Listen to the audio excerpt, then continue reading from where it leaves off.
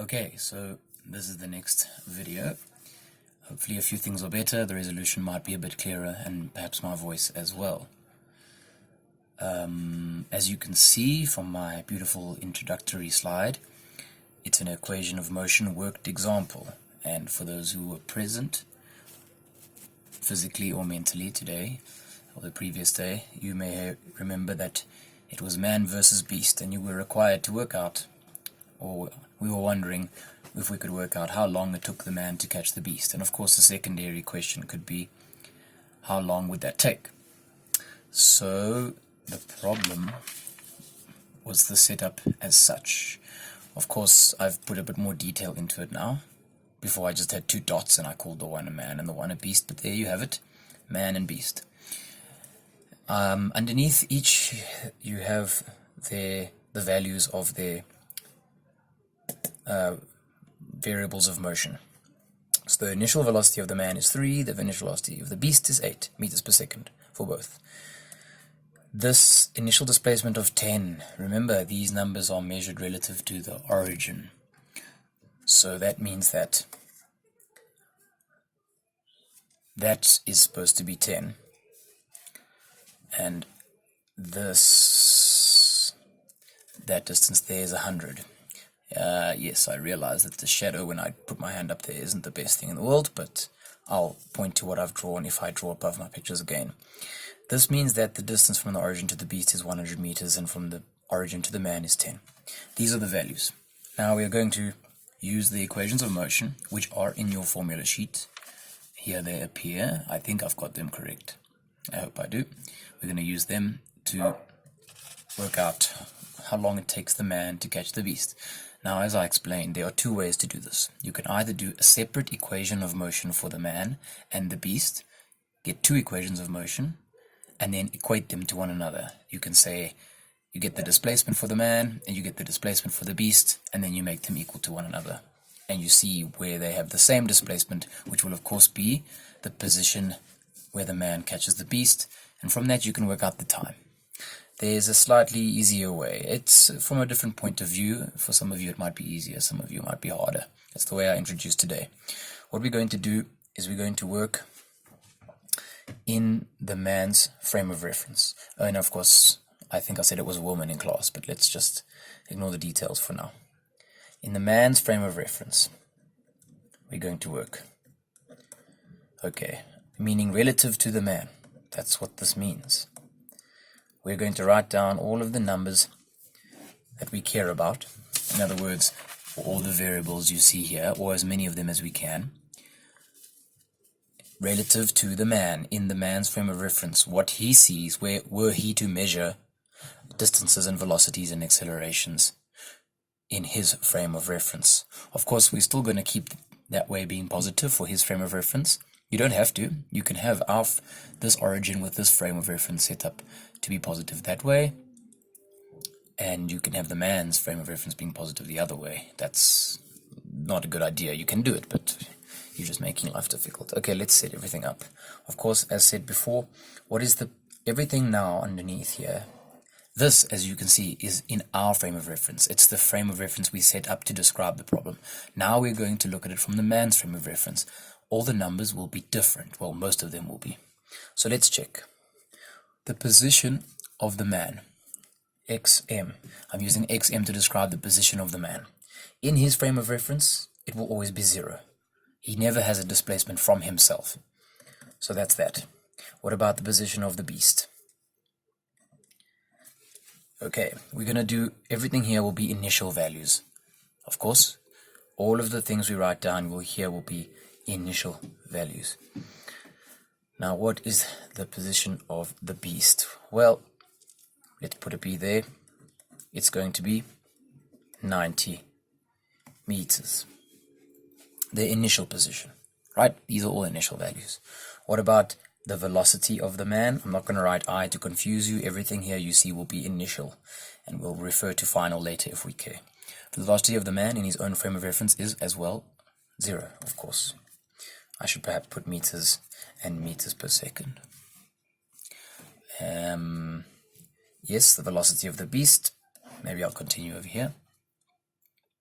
the velocity of the beast in the man's frame of reference. Remember, how do you get something's quantity in another frame of reference? You subtract off that frame of reference. So I'm going to subtract my velocity, meaning the man's velocity, from that of the beast. So you say beast's velocity, which is 8, minus my velocity. Let's just do it here. 8 minus 3, I'll write out the calculations for you, is 5 meters per second. So we've got the velocity of the man in his own frame of reference and the position of the man in his own frame of reference. Of course, since they're both there at 0, well, they don't care very much. What we care about is this. Okay. This is the velocity of the beast. Let's do accelerations. Of course, the acceleration of the man in his own frame of reference is 0, once again, meters per second squared. But the acceleration of the beast, you do the whole subtraction trick again. You take the beast's acceleration and you subtract your acceleration. That's 1 meter per second for the beast and 2 meters per second squared, excuse me, I forgot to say squared before, for the man. You subtract them and you get minus 1 meter per second squared. Okay, we've got everything. Remember, there's no initial and final acceleration. Acceleration is always the same in our problems. So, by the way, at this point, you might feel free to use these numbers along with these equations to see if you can discover the time. Where is the time? Well, it appears there, it appears there, it appears there. It's all over the place. We need to discover which equation to use. First of all, we're missing some information. Delta t, it's easy enough to see what that needs to be. That's the time it takes to catch the beast. From 0, start the clock as we chase the beast, up until the time that we catch the beast. That's the change in time. Delta x, however, is a little bit more tricky to understand if you've thought about it. What do we want delta x to be? I'll write it here. We want delta x is supposed to be this. If you recall, delta x should be the final position minus the initial position. What is the initial position? Everything, now this is where you really have to use your imagination. Everything is in the frame of reference of the man. So what is the initial position of the beast in our frame of reference? It's what we put here. It's this 90 meters. This is the initial position of the beast in our frame of reference. I hope that makes sense. It's 90 meters in the positive direction. That is the initial position of the beast. What would we like the final position of the beast to be? If we were to catch the beast, we would like the final position of the beast to be, I hope this makes sense, I'll write it down, 0. Now think about that for a second. If we catch the beast, that should mean, hopefully, that in our frame of reference, the beast's position, measured relative to us, is 0. In other words, we're right on top of it. We've caught it. So 0 would be the final. Xi would be the initial, which we've already decided was 90. Therefore, what have we discovered? We've discovered that minus 90 meters is delta x. The reason to put so much effort into thinking about this is because this minus is probably not something you would have written unless you thought about this very carefully. Okay, so now we've got all the quantities sorted out. Let's go back and check. We've got all the a's, but of course we're not going to use the 0 because we don't care about our own position and our own velocity and our own acceleration, since they're all zeros. We care about the initial velocity of the beast relative to us, that number there. That's it, that's the initial velocity of the beast in our frame of reference. This is the initial acceleration of the beast, but since its initial and acceleration is constant, it is the only acceleration of the beast in our frame of reference. All that's left is to do delta x. I'll write it here, it's minus 90. Okay, now we have all the variables. So let me highlight the ones that we care about. We care about that's the initial velocity of the beast in our frame of reference. That's the initial and permanent acceleration of the beast in our frame of reference. Let me just write initial here to remind you That's the initial velocity of the beast. And then this is the delta x, which we would like to happen in our motion, throughout our motion.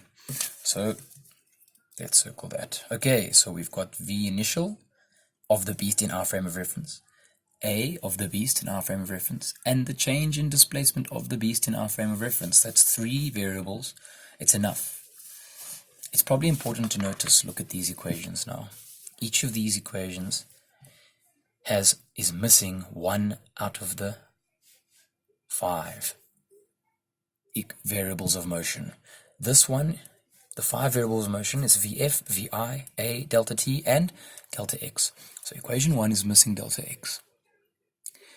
Equation 2 is missing Vf. Equation 3 is missing delta t, and equation 4 is missing A.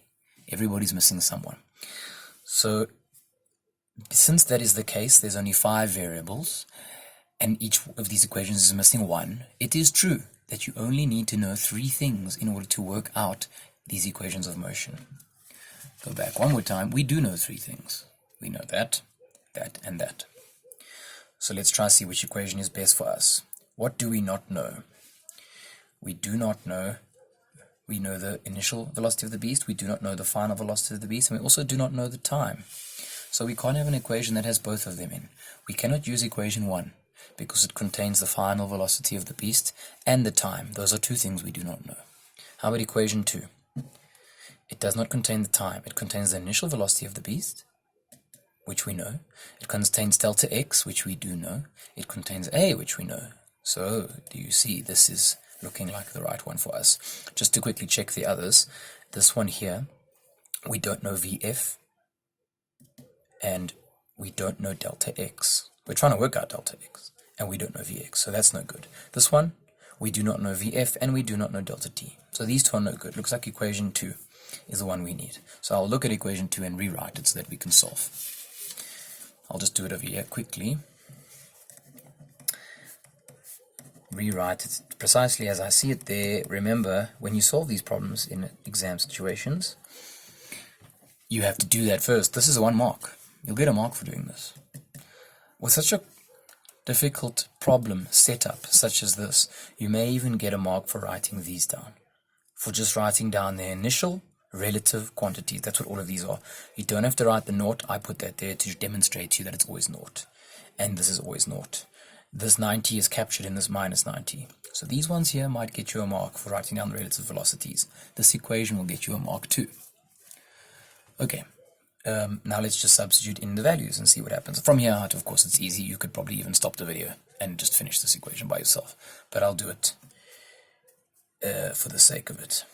One day I'll work out how to speed things up in editing, and then I'll just do the whole thing as we go through this, and it'll happen really quickly. You won't have to wait for me to do it. But for now, you have to bear with me, unfortunately. Let's see. Minus 90, that I'm just substituting in the values. Initial velocity of the beast is 5 meters per second, plus a half times a. You cannot forget the negative here. That will make things not work very well. A is minus 1.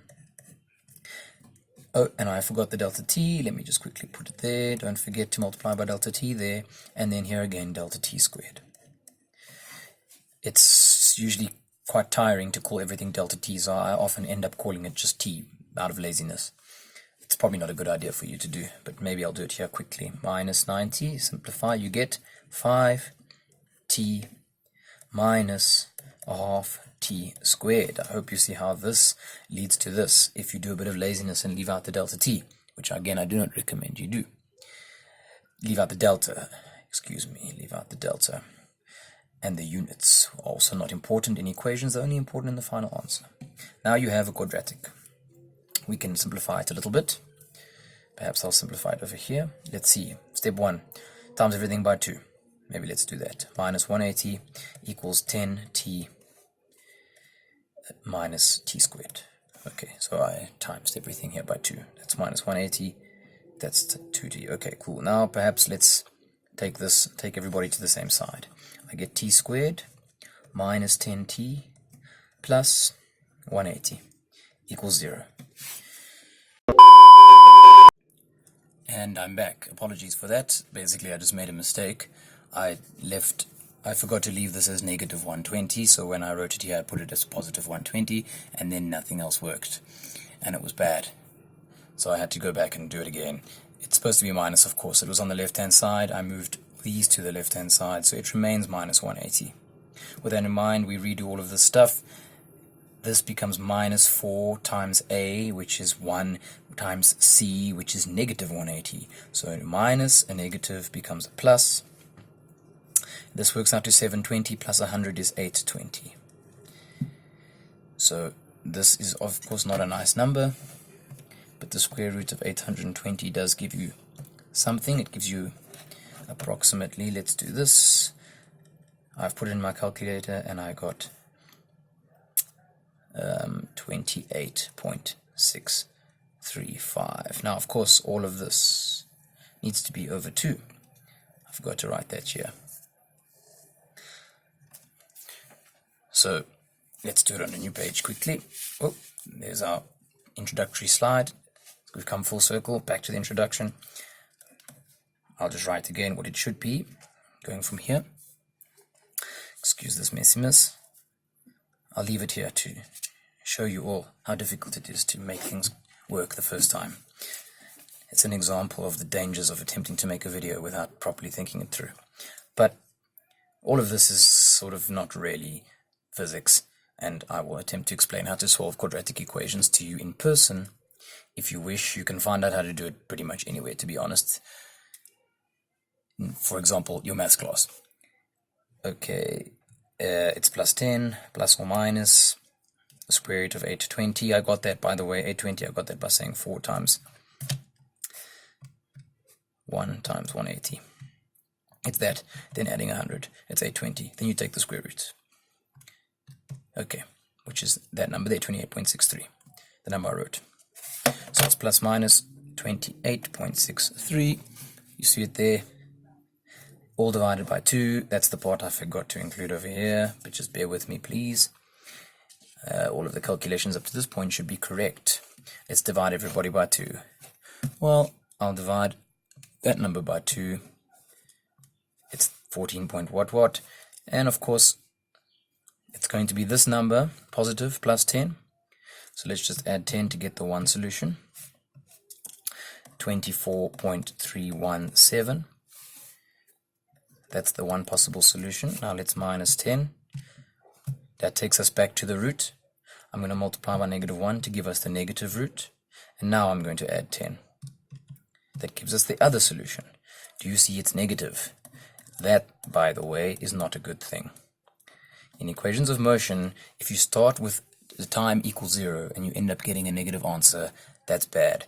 So you do not accept that answer. You take that answer. Make sure to write seconds. So that number there, 24.31, if you want to round off, let's say t equals 24.32 seconds. That is the amount of time that this man will take to catch that beast. And that's the end of this video.